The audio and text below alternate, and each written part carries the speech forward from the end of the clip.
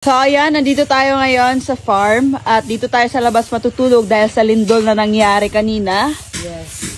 So, di natin magagamit yung tent sa taas kasi nasira siya, di ba May? Yes. So wala tayong magagawa, May, kundi dito talaga sa labas ng bahay matutulog. Instead na doon kami matutulog sa taas ngayon mga pangga. So lumindol. So may mga crack na din yung ano natin, yung modern bamboo house natin, yung baba niyan mga semento kasi yan. So, parang delikado na din na doon tayo matulog. Tagilid na din yung modern bamboo house natin. Ano, totoo naman. Tagilid nga. Buti na lang meron nakakabit na awning dito kay Abante. So, magagamit natin siya. Maglatag na lang tayo dito ng tent. So, nag-DIY na nga si Normie dito ng ano, tali. Kasi naiwan nga yung room niya. Kasi Pumunta lang talaga kami dito sa farm mga pangga para mag-refresh, pahinga muna.